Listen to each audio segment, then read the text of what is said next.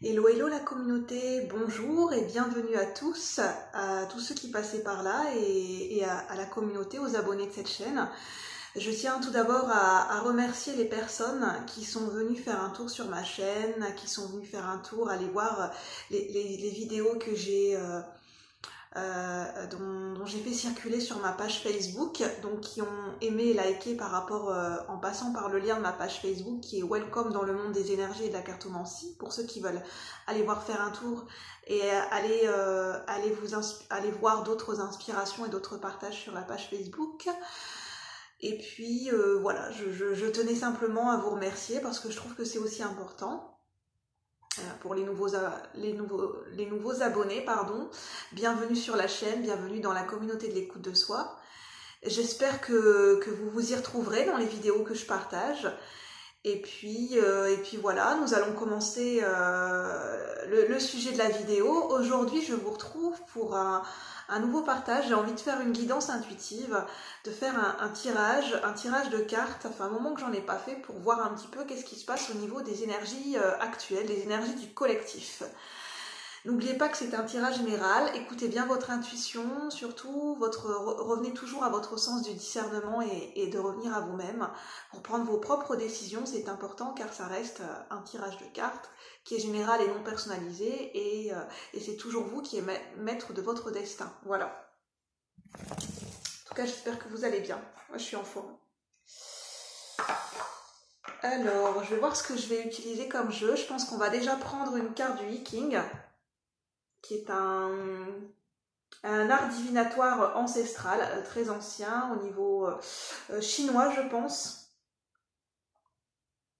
Je vais vous le lire derrière, comme ça vous saurez. Le plus ancien traité de divination au monde fut créé il y a plus de 4500 ans par Fuxi, H-C, donc H-S-I, désolé, je ne sais pas comment ça se prononce, premier empereur mythique de la Chine. Le I Ching, ou le livre des transformations, a été utilisé depuis lors comme une source vénérée de sagesse philosophique, mais aussi comme outil pratique de divination. Consultez-le avec respect, vous recevrez des conseils pour orienter votre avenir. Voilà, il y a 64 cartes, pour ceux que ça intéresse. Bon, normalement, il faut le tirer avec ça. Mais moi, je le fais autrement, en fait. J'écoute toujours mon intuition et je préfère le faire autrement. Alors, je vais prendre le temps de me centrer. N'hésitez pas à accélérer le tirage. Si j'y pense, j'essaierai de mettre le timing du tirage dans la barre de description, dans la barre d'infos.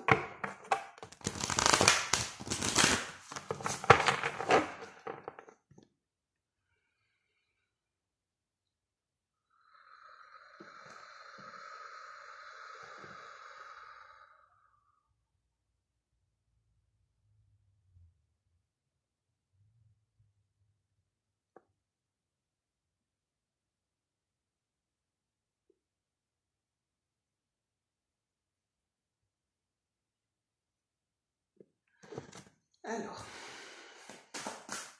je vais bien purifier, mélanger le jeu.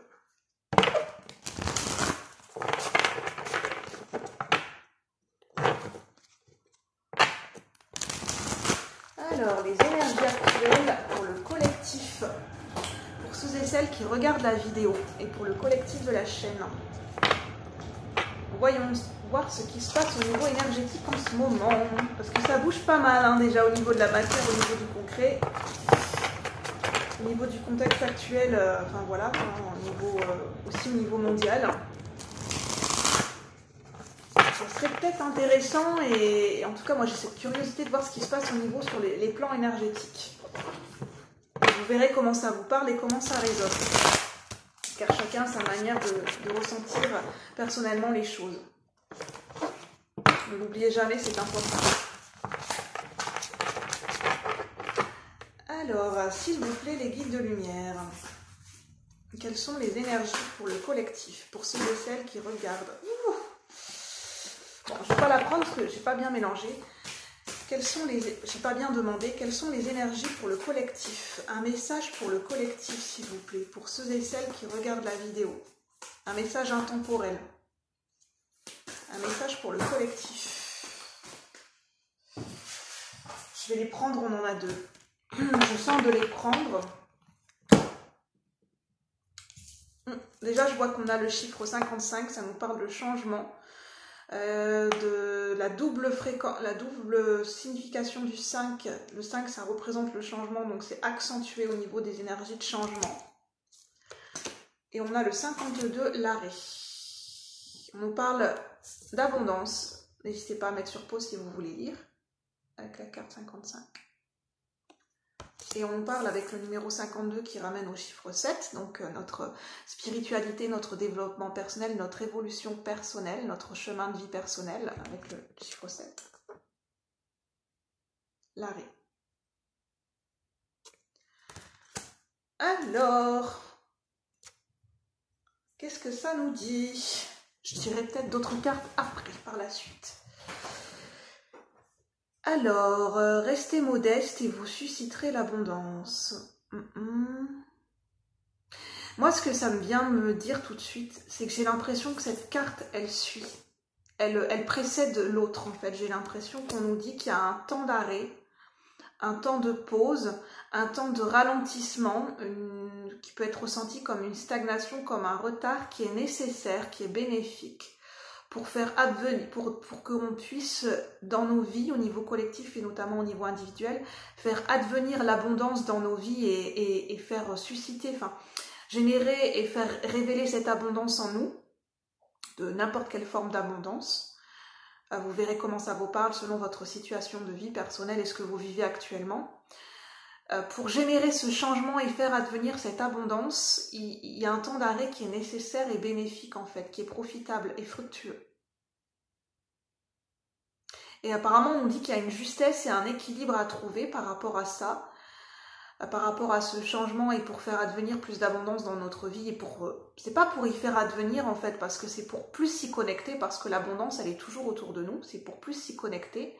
Et avoir cet accueil et cette énergie de réceptivité par rapport à l'abondance qui est tout autour de nous et en nous.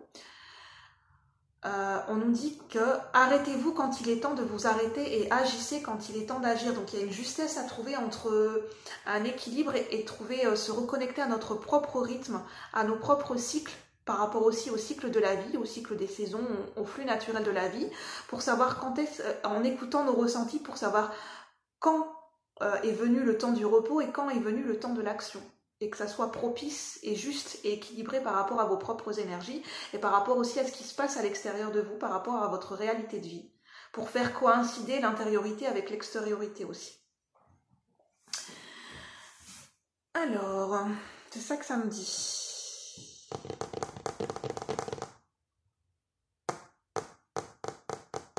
Parce qu'au niveau de l'abondance, on a la phrase « bientôt », je trouve que les mots sont importants, c'est pour ça que je regarde aussi au niveau des mots. « Bientôt, il commencera à décliner ». On parle « il est midi et le soleil est au zénith ». Bientôt, il commencera à décliner et le crépuscule obscurcira sa luminosité. On nous parle d'humilité aussi en fait, on nous parle d'un temps d'arrêt, de s'arrêter, de faire preuve d'humilité, de sagesse et de patience en s'arrêtant quand il est nécessaire de s'arrêter pour ne pas vouloir avancer trop vite ou vouloir être et de ce fait-là juste de tomber dans un extrême en tombant dans cette énergie, en étant connecté trop à l'ego, à notre ego en fait. Parce que là, après, je pense qu'on nous explique qu'on perd de vue notre justesse et notre équilibre, on n'est plus connecté à notre sagesse. Vous voyez comment ça vous parle. Et en plus, on nous parle de transformation, donc il y a bien un changement qui arrive au niveau des énergies collectives. Et voyez comment ça vous parle au niveau individuel. Il y a bien une transformation qui est en cours, il y a bien un changement qui est en cours, qui est déjà présent, je pense. Mais pour mieux l'accueillir, il y a besoin d'un temps d'arrêt, de faire preuve d'humilité et de sagesse.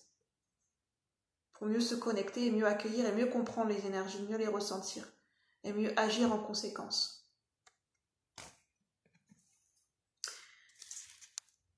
Bon, par contre, si ça coupe, je ferai une deuxième partie de vidéo parce que j'ai jamais assez de batterie. Je tourne avec mon téléphone, donc je suis désolée. Hein, je ne vais pas non plus accélérer le mouvement de mes paroles, sinon ça va devenir incompréhensible. Donc si ça coupe, je ferai une deuxième partie et j'essaierai de reprendre là où je me suis arrêtée. Je vous remercie. Alors, on va voir avec l'oracle des métamorphes, pour voir au niveau de la transformation. Justement, j'ai eu l'inspiration d'utiliser cet oracle, parce que je sens bien qu'on est dans une transition, qu'on est dans une période de bouleversement et de grands changements et de transformation, au niveau énergétique déjà. Et voir comment ça s'impacte, ça se répercute sur le concret, le tangible. Alors... je vais bien mélanger les cartes. N'hésitez pas à vous poser tranquillement, à vous mettre à l'aise devant le tirage. À aller mettre sur pause, prendre une boisson si vous avez envie de prendre une boisson.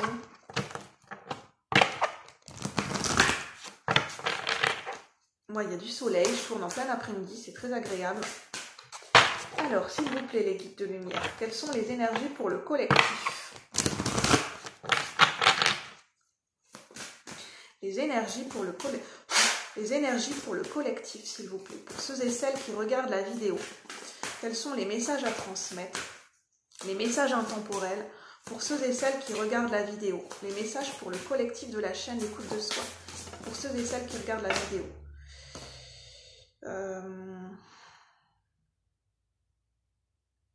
Je sens de la mettre de côté, cette carte. Même si elle ne s'est pas totalement retournée, je sens de la mettre de côté pour après. Quelles sont les énergies pour le collectif? Je vous en parlerai après.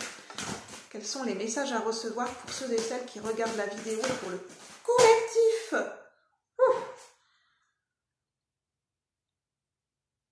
Je vais vous expliquer ce que je ressens parce qu'en fait, j'ai l'impression que les cartes, elles veulent sortir, mais elles ne se retournent pas complètement. Donc c'est comme si, il y avait certaines choses qui étaient disponibles, mais qu'on n'y avait pas encore accès. Du moins, on ne pouvait pas l'accueillir par rapport à ce que je vous disais, parce qu'en fait, on a besoin de ce temps d'arrêt, ce temps de latence, ce temps d'observation, de contemplation, ce temps de retrait, de réflexion peut-être, de ralentissement, pour accueillir certaines choses, pour que certaines choses nous soient révélées, pour accueillir une certaine forme d'abondance. Ça peut être certaines formes d'abondance, de révélation, de vérité et de réponse en nous, ou Alex, qui viendront aussi par nos propres canaux, par nos propres ressentis, par notre propre canal au niveau de nos ressentis, au niveau de notre intuition, mais que pour que ça soit totalement révélé et accueilli et pleinement intégré et vu et perçu, il y a besoin de ce temps de retrait et de revenir à soi, à notre propre vibration, à notre propre énergie personnelle. Je vais quand même les prendre, mais les cartes ne se retournent pas complètement. Oui, c'est ça en fait, je vais prendre quand même la carte. Parce qu'en fait, avec cet oracle, on a la magie de l'orque. On nous parle de mémoire akashique. Les bibliothèques akashiques viennent de rouvrir.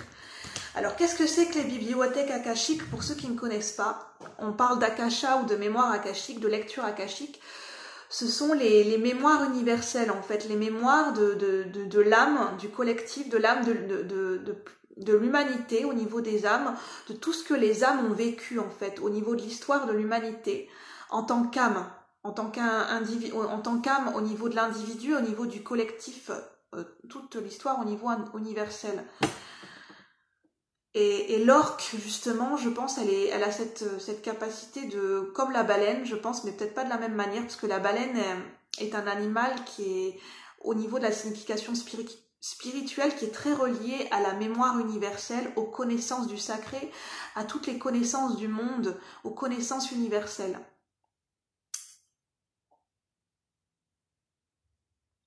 Et là, j'ai l'impression qu'il y a une bulle. Ça veut dire qu'il y a quelque chose qui est protégé, qu'il y a quelque chose qui a besoin encore d'être maturé, d'être protégé, qui a encore besoin de grandir, d'être nourri, d'être préservé avant de pouvoir être révélé, découvert et accueilli en plein jour, en pleine lumière, aux yeux de tous peut-être, aux yeux d'être révélé pleinement.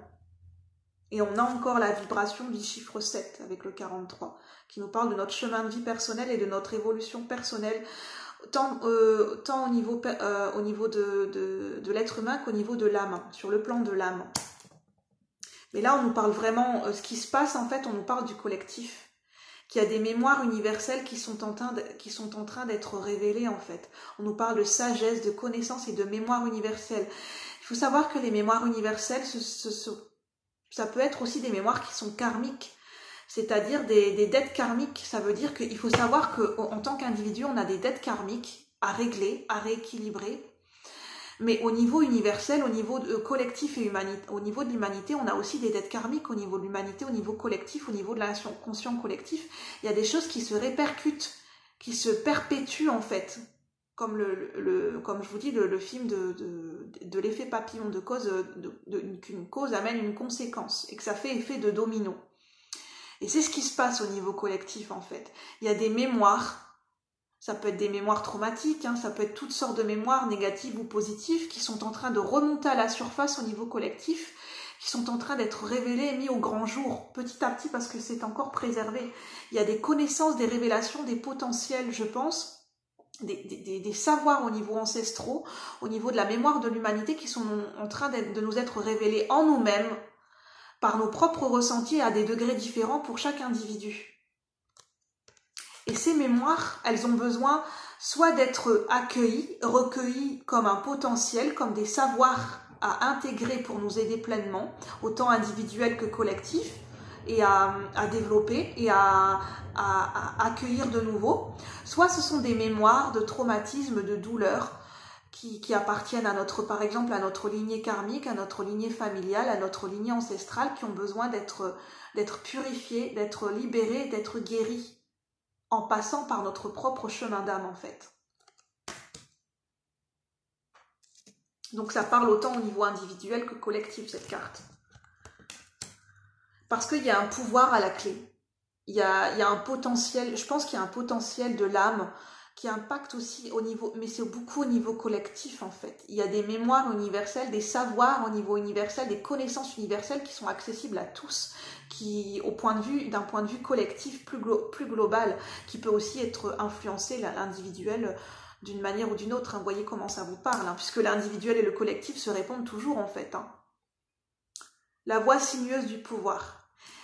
Avec le chiffre 6, le 42, ça nous parle d'équilibre et de justesse, de retrouver une harmonie pour accéder à ces connaissances universelles qui sont en nous, à l'intérieur de nous, à ces potentiels. Il y a besoin de libérer des mémoires qui viennent au niveau transgénérationnel, au niveau de notre lignée familiale, qui ne viennent pas forcément de nous. Ça peut être des non-dits, des secrets, des mémoires traumatiques qui se répercutent au niveau de l'inconscient collectif, de ce que toute l'humanité a vécu au niveau de différentes périodes de l'histoire. C'est ça qui est en train d'être purgé. Grâce à cette ascension planétaire depuis plusieurs mois, c'est ça qui est en train d'être libéré et purgé. Pour accueillir une nouvelle énergie, pour qu'on rentre dans cette 5e dimension. Pour passer de la 3e dimension à la 5e dimension. N'hésitez pas à faire des recherches sur Internet. Et n'hésitez pas à poser des questions si vous avez besoin d'éléments nouveaux dans les commentaires. N'hésitez pas à faire des